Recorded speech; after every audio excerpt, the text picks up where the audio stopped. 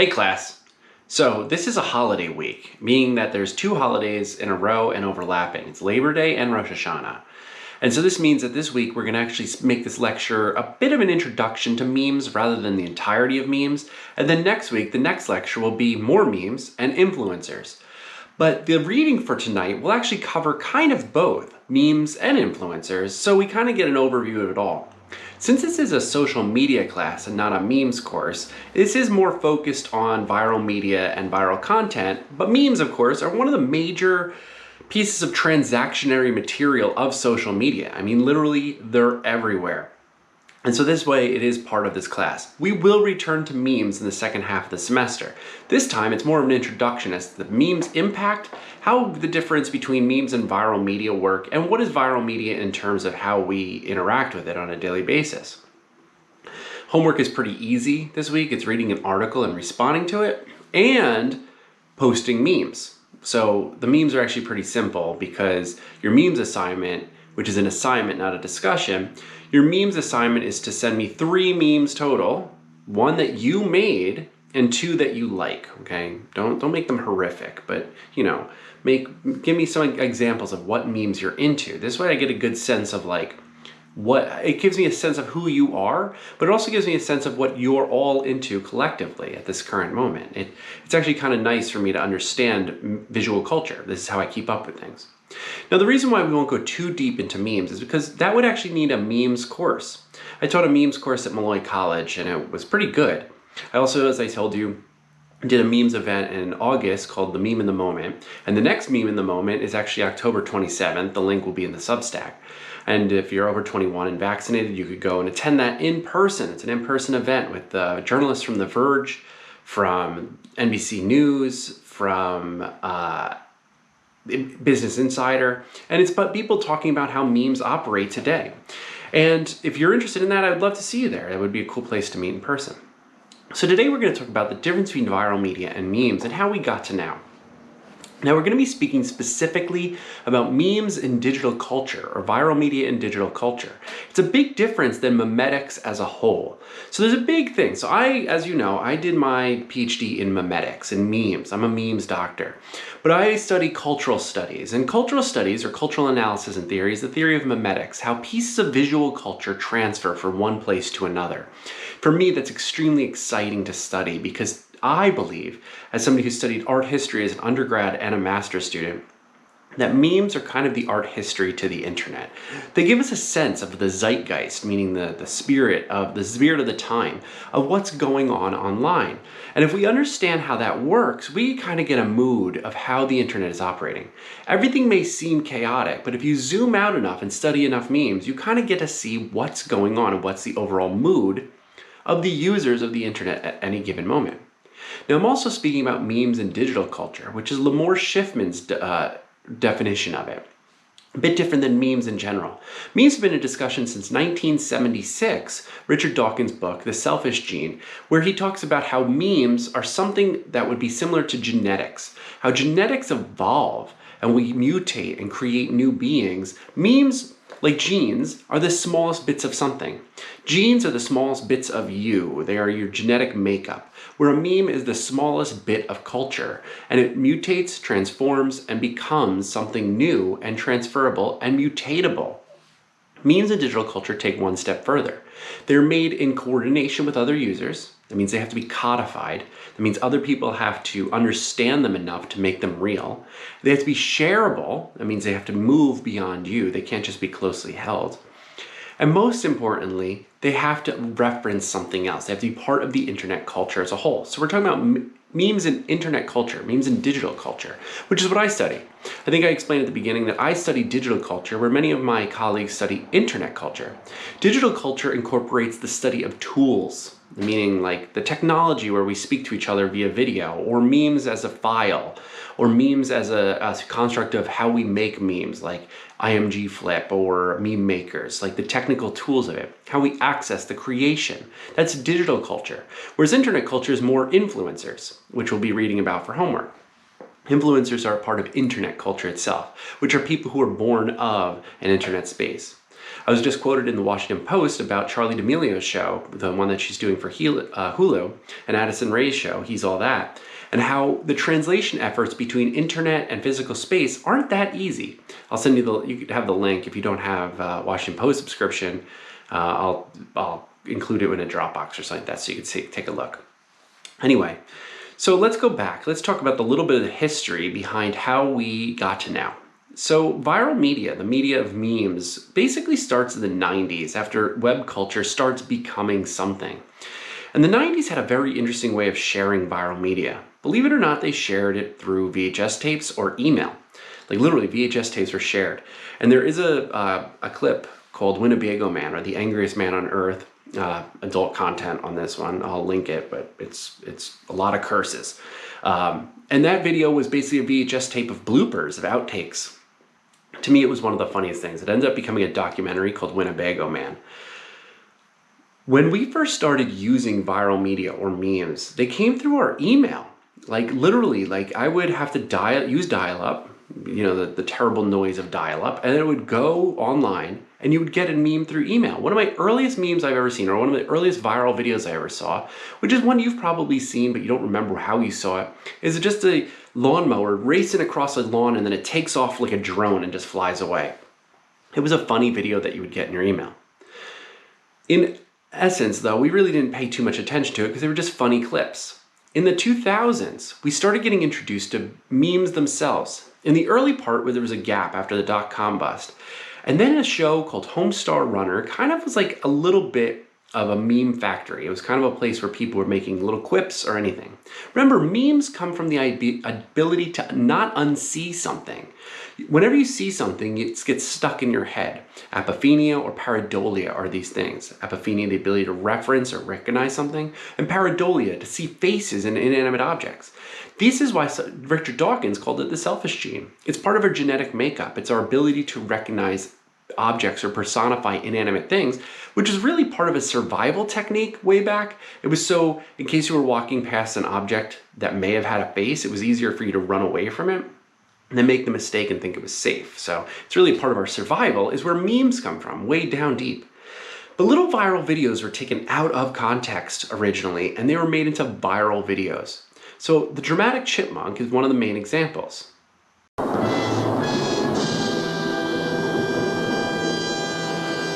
This video, The Dramatic Chipmunk, comes from a Japanese television show, and the clip, the 6-second clip, which was perfect for Vine, was presaged to Vine, comes from a longer clip, and this is actually the original piece of that. こ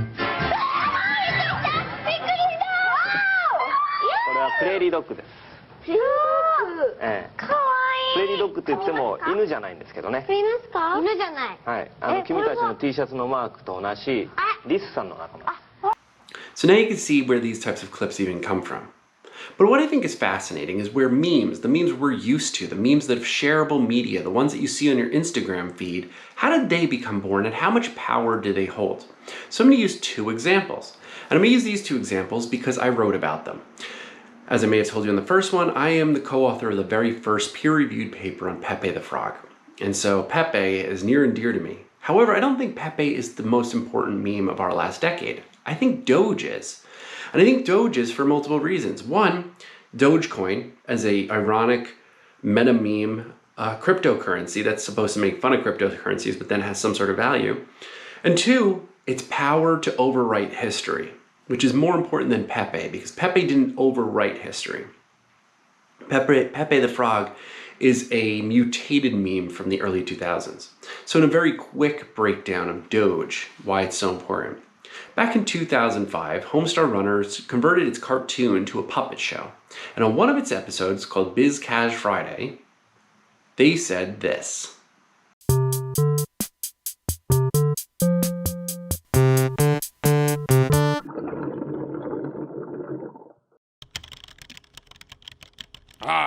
I'm almost done with these third quarter projection analysis spreadsheets and still no sign of... What is up, my dog? Oh, I am not your dog. Wandelman, you quack me up. Quack me up. That's why you're my D-O-G-E. Your Doge? What are you talking about? I'm strong bad. And do you hear it? For the first time, you heard the term Doge. Now, remember I said you can't unsee something, you can't unhear it? That got stuck in someone's head. And that makes sense because later, in 2010 or 2011, someone posted a photo from Japan of their Shiba Inu onto the internet. And it was just a cute Shiba Inu as part of a blog post of many others. And one of the posters found it and posted it on Reddit and said, LMBO, look at this Doge. And there it was. They connected the word Doge to that specific Shiba Inu. It was an attachment of a term to a specific image. And just like that, Doge was born. Now here's where it gets complicated. If you Google Doge, what shows up?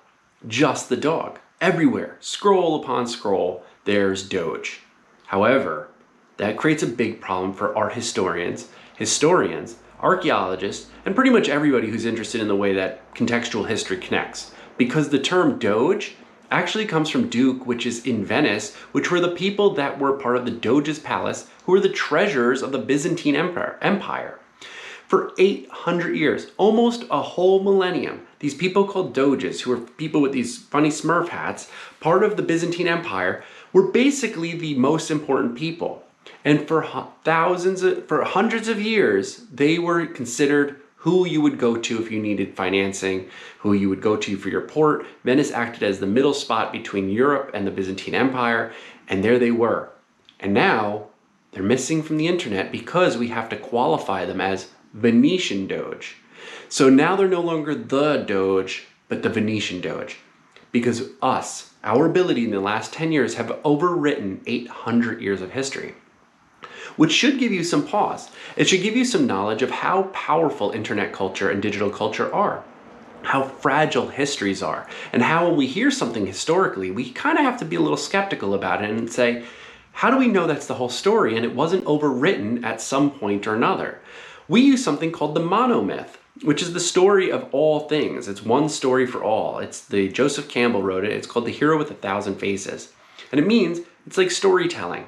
And storytelling is basically one story. So when we think about that, it's called reductionism. We reduce large concepts into very compact, shareable media, or memes. And so that compaction, or that ability to turn something into an idea, makes it that way. So if somebody asks you, what's a meme? Somebody says to you, what's a meme? Or your grandma might say, what's a meme? I see these things. You could simply say it's an idea that's made into a form that's shareable. And it could be a phrase, it could be a slogan, it could be an image, it could be text. And they transitioned over the course of one decade from something that I would call a WYSIWYG meme, what you see is what you get, to a derivative meme, which is what we have today. A WYSIWYG meme was pretty straightforward. It was the haiku style. It was like a line of text, an image, and another line, a bottom text. And it was usually the setup, the person, and the punchline. And each meme had its own grammar. This is very important when you make your own meme. Memes have grammar. They have to fit into the meme itself.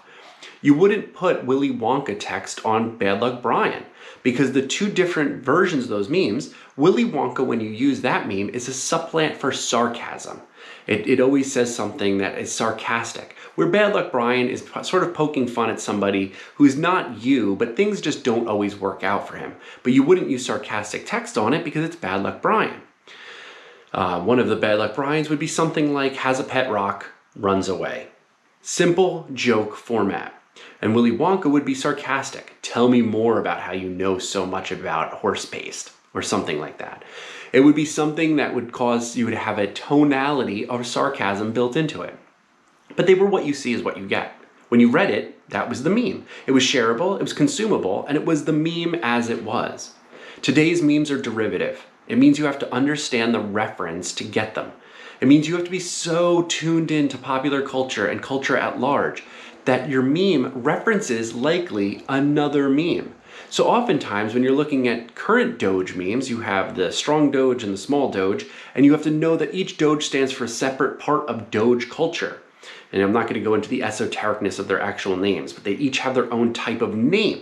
When you look at a Wojak meme, they go all the way back to the 2010s of troll culture and has somehow survived a decade and rebirthed itself into the present. Those memes are derivative. That means you have to understand each part of their culture to truly, truly understand those memes.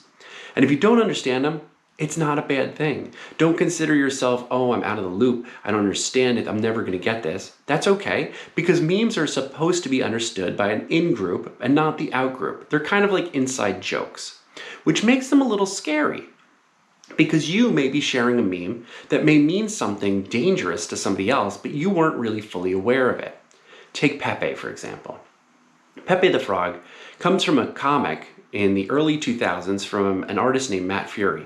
And he drew a comic called Boys Club, which was about a bunch of stoner animals, anthropomorphic animals, who basically did stoner things. They were kind of like making fun of the 90s culture of commodification. Everything they did was sort of a quip about commodification. And in one comic frame, Pepe goes to the bathroom, and he does it like a small boy. He pulls his pants all the way down his ankle and pees in the urinal. And his friend comes to him and goes, hey, what are you doing? And he goes, oh, doing this. And he goes, why do you do that? And he says, feels good, man. And that's it. That simple phrase, that frame of that comic becomes Pepe the meme, that one frame. It then gets taken into the 2000s and considered something called a rare Pepe. A rare Pepe meant that there was variations of Pepe, thousands of them, tens of thousands of variations of Pepe the Frog. But the idea was that you could only have yours and you couldn't have all of them because they were rare. And the more rare they were, the more interesting they were. That was until one day, someone dumped all the Pepes onto the internet. And by doing that, they became less rare. It was kind of like printing money. You couldn't have, if you had them all, they weren't rare any longer. At that same exact time, popular figures like Katy Perry were using it in a joking manner. It actually disturbed some of the digital culture, the people who had created Pepe. And it made them mad enough that they started hiding it and creating bad versions of it. Versions of Pepe that couldn't be used by popular figures or by corporations. This is kind of what my paper goes into, is that corporations can't use Pepe at the time, or they wanted to, but they couldn't because the internet was perverting Pepe into something unusable, which made it ripe for commodification, in fact. So ripe, in fact, that the alt-right adopted it as their logo because it had become so dangerous that it was an easy transition. Now, to go into the weeds a bit, and I'm not going too far, is that it happened to align coincidentally with the name of an ancient Egyptian frog, a kek frog, so to speak, which also was the name of KK, which was LOL in another game. So all of these things combined and made it a meta meme. And a meta meme is a meme you need to know to reference other memes. And that's how Pepe transitioned into something that was a lovable stoner frog to something fairly dangerous. But if we don't know all those references and you don't take hours and hours of meme courses to understand it, you may be sharing a meme that you didn't know is loaded with meta meaning. That beyond its meaning, it has so much more information, so to speak, packed into it. So one of the things I want you to take away from this is that memes themselves originated in the 90s video viral culture and eventually broke away from that into something that was remixable, that you could take a meme and put your own text on it. You could make your own versions of these memes.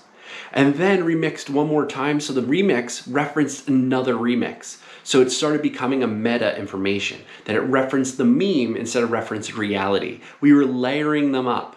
And this is what I love most about media archaeology, is that we could study media archaeology like tools, but we could also study it in layers. We could see the layers of meaning as it goes down through the depths of digital culture. And to me, it's beautiful. To others, it takes a lot of complex understanding. But I really want you to feel empowered to understand memes because I think it's the language of our future. So homework tonight is fairly simple because we're not going to go into the weeds yet. Next week, we're going to go a little bit deeper before I get to influencers. But tonight's article is about Gia Tolentino's article, TikTok and the Meme Factory. And I think TikTok is our next meme factory.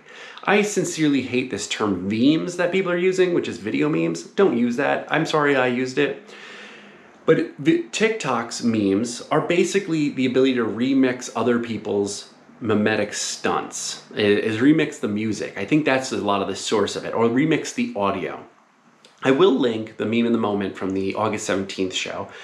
Viewer discretion advised. It is an adult content. It was 21 years or older, but you're college students, so I'm assuming you could take it. And you can see Callan Rosenblatt from NBC News, who will be speaking on October 27th. She does the life cycle of a meme during that show. And if you watch through that, you can see that memes do have life cycles on TikTok. They run through it. We're not going to get into life cycles until next week. But I want you to read Gia Tolentino's article and use the discussion board to answer just one or two questions. Because the article is really in two parts. Now, the second part is a little complicated because it's about algorithms and TikTok's major overwhelming system. But also it's about Lil Nas X and how he used the platform to create a meme for Old Town Road. And I think that's an amazing feat in and of itself. The article is listenable. There's a play button on it, so you can just listen to it rather than read it, because it takes about an hour to read or about an hour to listen to. And I do want you to respond and talk to your classmates. This is one where you only have to post once, but if you feel like responding, I think it's really great. But I just would love your insight. Do you agree with Tolentino's premise that TikTok as a meme factory is going to be like this new thing that the algorithm itself kind of figures out for you, that you kind of get culture pushed to you rather than you creating culture? Very few people are actually TikTok producers. Most of them are TikTok consumers. So it's a very interesting and new platform. And the other part of that homework, like I said earlier, is give me 3 memes. 2 that you find from the internet and 1 that you make. And you can make it about anything, okay? Find it, but make sure it's grammatically correct. Grammatically correct. Will it be wrong if it's not grammatically correct? No, I'll just comment it. I'll be like, oh, that's funny, but it's not grammatically correct. No irony memes, which means don't intentionally do it wrong because it's so meta that I won't even understand it. So make sure it's at least understandable by me. But that's it for this week because it's a shorter week and there's only 2 things. And then we'll get more as we go into influencers on the following week. Now next week, be prepared because your homework is going to be somewhat of interactivity where you're going to be an influencer as well. You're going to create content and you're going to put it online. So that's a teaser for next week, and I think it's a really fun assignment. Until next time, Shana Tova, happy Labor Day, and be safe, be healthy, and be curious.